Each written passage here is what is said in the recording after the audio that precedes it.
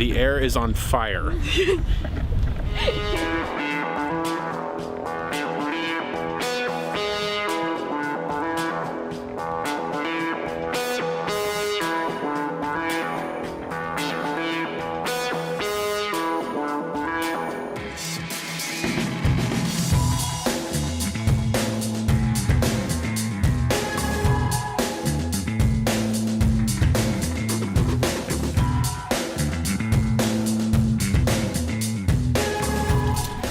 He's dumping his parasol.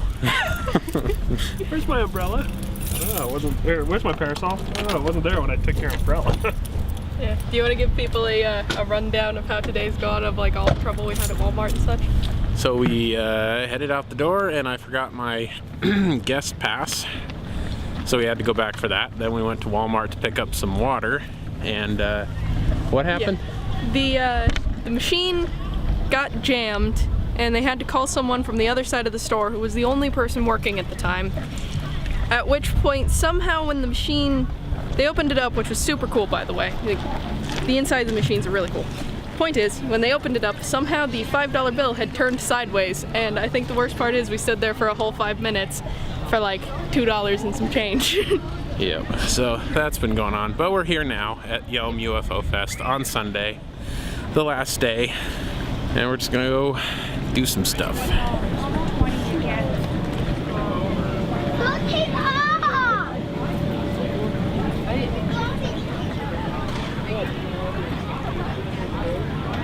People are not aware of this because of secrecy, okay? So your government is not telling you everything because they think you can't handle the truth. Alright, over my shoulder, wait, can I see it? I don't know. Over my shoulder over there is the stage. The reason that they're not playing right now is because they're taking about an hour and a half break, which gives us plenty of time to sort of walk around without a lot of music going on. So you'll be able to hear people. Hey, Michael. Hey, good seeing you again. Yeah, you too. How you doing? I'm doing excellent. I just came in to see my favorite booth here. Really Sweet. We got favorite booth. We got favorite booth. Throwing down with compliments. Huzzah. I like it. What do you got that's new? New? Yeah. Okay. Well, we've got this one, which is based on the famous photograph from the Trent Farm incident in 1950. You know, around Midville, Oregon. Uh-huh. This is actually 4 screens. They're all shades of gray. 4 different shades of gray to make that photographic look. That's awesome. Great, terrifying. Oh. That one's new, the red one. Depending on the shirt, they're between 20 and 25. Money Mouse is new. He wasn't here last year. I like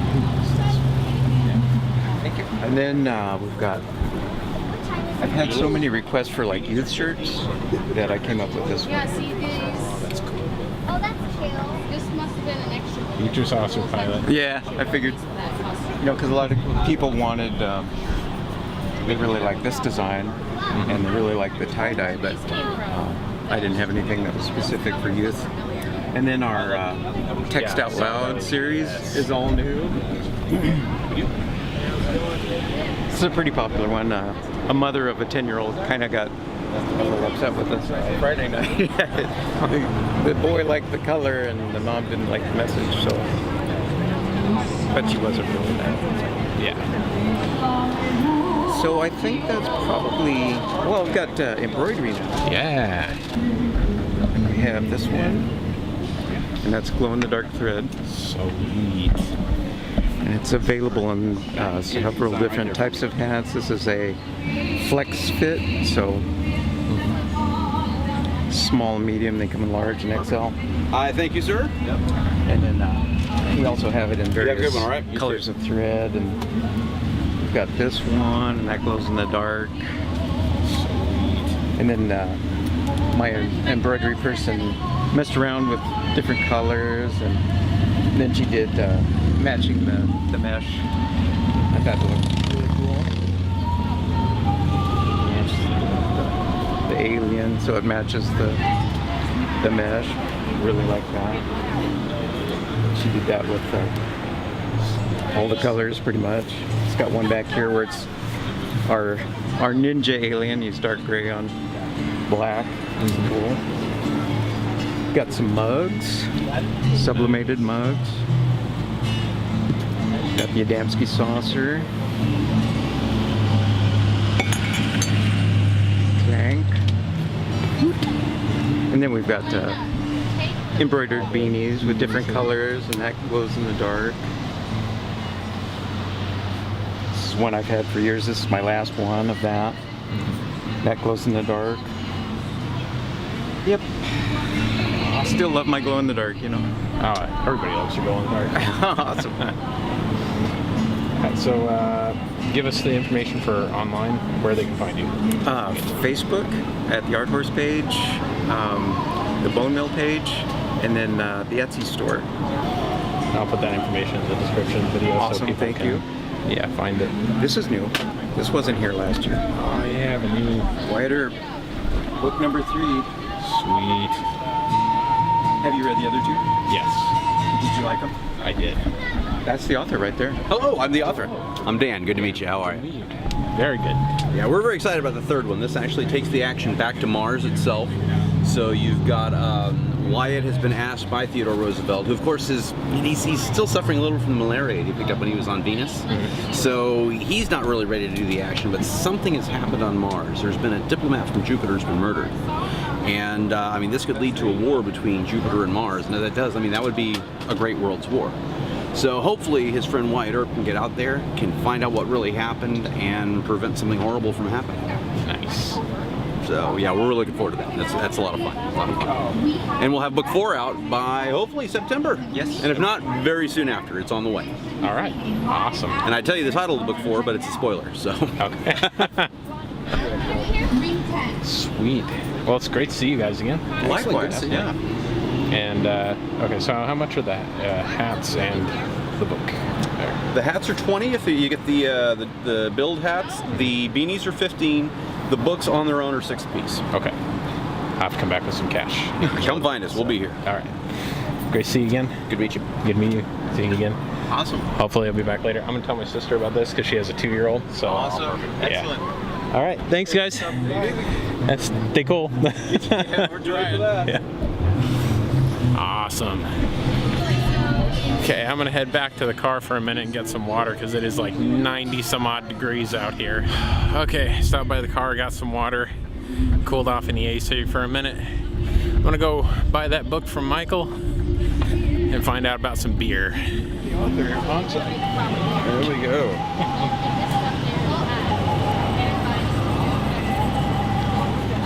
And thanks for posting that video. I was looking for it for, like, you know, a month or so after the thing. And My grandfather died, so he was a hoarder. We had 3 26-foot trucks. So it took us a while. Sorry for the delay. oh, no problem. I totally understand. Do you need a bag there too to go with that? Oh, yes, please. You betcha.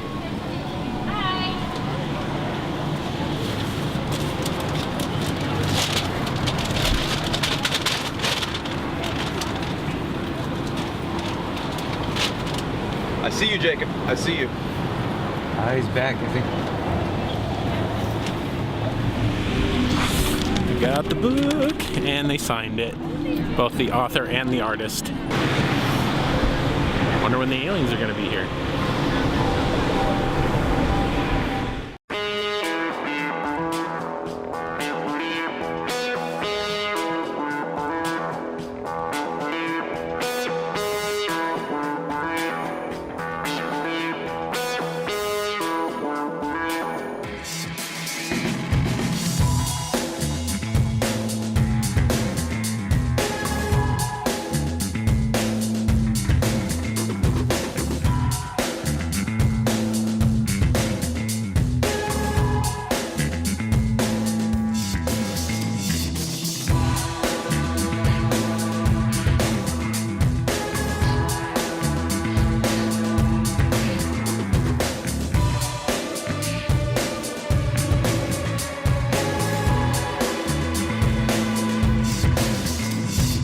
Okay, we're gonna go see a guy.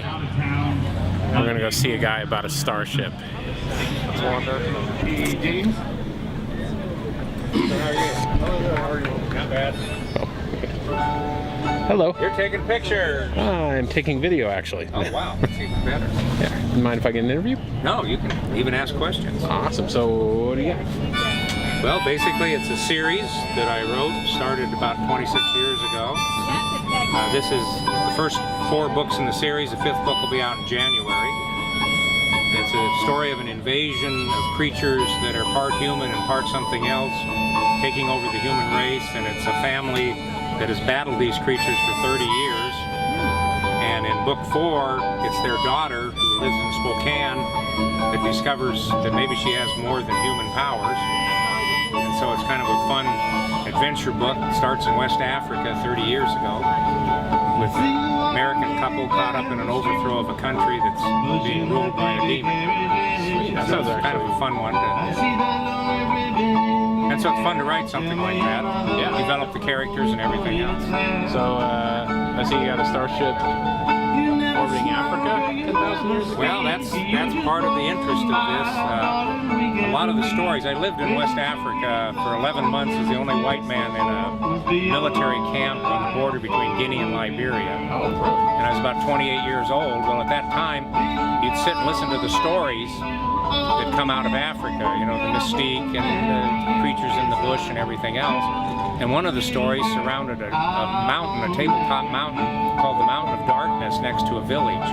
And everybody believed there was something buried beneath the Mountain of Darkness. And so if you walk around to this side, you can take a look at the Mountain of Darkness. And so again, this is the actual mountain. It rises 2,000 feet, basically out of the ground. And they believe that there's spiritual beings that inhabit it. Nobody goes near it. It's off limits and everything else.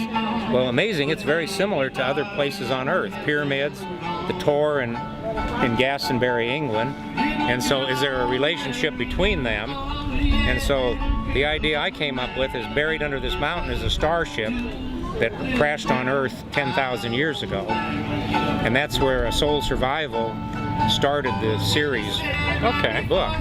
Now, how much of this is true? The mountain is very unique and unusual because it's not a limestone one, it's granite. And as you can see, it pops right out of the ground. Yeah. So it's hard to explain. It's not constructed. Those are waterfalls. If you look along the side during the rainy season, there'll be water tumbling off of it. So it's a big piece of ground. Yeah. So I thought in my story, why not have it as a starship and then have something that will tie our heroine when she goes back to Africa and finds the starship. Part of the secret of how to defeat these invaders are on the starship. Nice. And so you do a complete historical concept of it, and a lot of it ties in with a lot of the theory and fact that people talk about with extraterrestrials. With the starship, one of my things is, what does a starship look like? And you know, we always think of, well, basically, you know, pointed nose and everything else. Well, the starship is on the other side. Okay. So I'll show you what a starship looks like. That look weird? That does look weird. Okay, well, first of all, a starship wouldn't necessarily have to have a front or back. And the other thing is it would have to be huge. So I created this and said the starship was 10 miles in diameter. Now each of the nodes you see there are the engine pods. And each of those are a mile in diameter because one, they're containing antimatter. Yep. And then looking at our current technology, the ship would have 3 types of propulsion. It would have probably an anti-magnetic propulsion that would allow it to orbit. And then it would have some type of proton drive that could push it up to maybe half the speed of light. And then you need some type of warp system.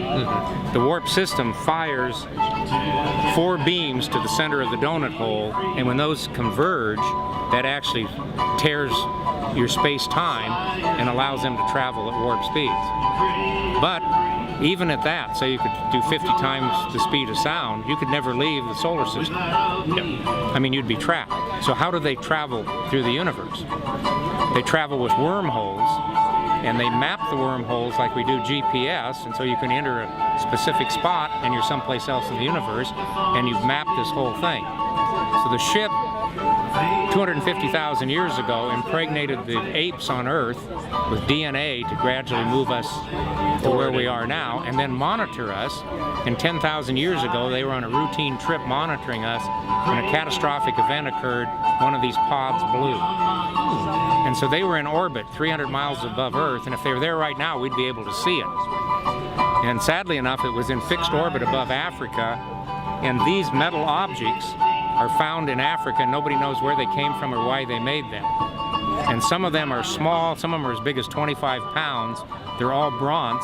And what they were doing is they were depicting what was in orbit above them. That makes sense, actually. And so actually, over time, everything was lost in the history of that. The ship then faced a real problem.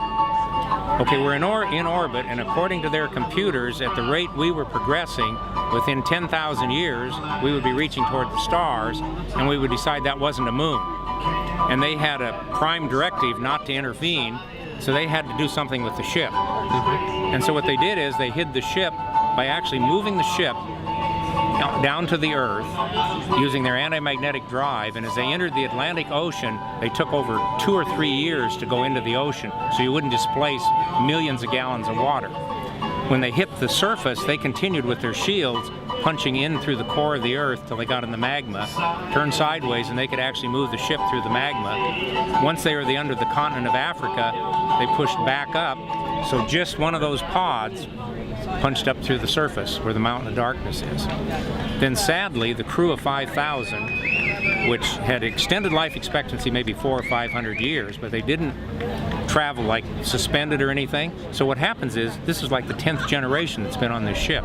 And they almost had forgotten what their mission is, even though they're monitoring, because the ship had become their world.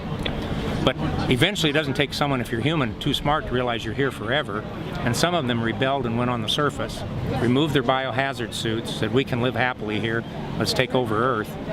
But then I used the War of the Worlds scenario.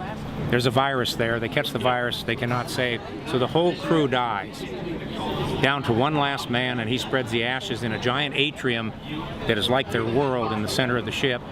And he figures he'd be dead in a few weeks because the disease is already affecting him. So he decides to be he's never been on a planet. He was born there, you know, generations. So he walks out of that ship down to a small village where he expects to die, and he lived 15 more years. And he fathered one child, a girl. So that would be fun part. And as he was dying, these creatures began taking over the area there, and he had the capability in the ship to stop them. So he takes his 15-year-old daughter, who's living in the Stone Age, knows nothing about this, shows her the ship and the way to destroy the Indocent, with the promise that once she does that, no one will ever know about the ship. And so after she wins the war, she then is considered probably the most powerful witch in the whole village and everything else. She starts the scenario then of guarding the mountain of darkness that has happened till today, that nobody can go near it. And she marries a young man that falls in love with her, has children, and eventually she vanishes as you wouldn't ever notice. But an interesting thing with our DNA, which, you know, if you study DNA, you know, now in the 21st century, a young woman becomes the exact clone of her, because her maternal grandmother was the one that saved, you know, the world back then.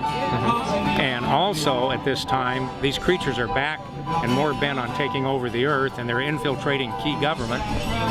And so the fun part is, now you have a great adventure story where you got a 17-year-old that can save the world and will battle these creatures. So that's the series of the book. Oh, I like how you integrated all this into it. Well, it was kind of fun, because part of it I learned as I lived over there and went together, and when I wrote the first book, I just kind of wrote that about a story of what happened, and then gradually started building it out. Even threw in, which is fun in book 5, which will be out in January, that there's even a more advanced race that is helping her, that are like, if we look at us right now, what will we be like 250 million years from now? And so basically they had evolved to pure energy beings. So they actually live off solar light. And so they are the ones, we have all these series of an old witch doctor and all this magic and myth.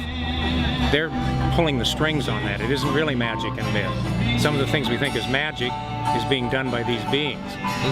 But they too, I always like to throw in the prime directive, tell her that she can only save the world. They can give her glimpses, but it's up to her. So you kind of carry the ball along. Nice. So it's fun. Yeah. So are you online anywhere? that I am. people can, They're available basically at Endosym, endosym.com. I have a website, and the books are available both through Barnes & Noble and Amazon. All right. And also available as an electronic book. Okay. So, yeah. Sweet. And I didn't get your name. John Thompson. John Thompson. Nice Pleasure to meet meeting you. you. I'm Jason. Jason, nice meeting you. And yeah, awesome. Now you know everything. Yeah. Now over to find out about some beer. Okay, so I got the, it's hot. I got the 2 special edition collector bottles. They made me pour them out before I could take them, but that's all right. I understand their policy.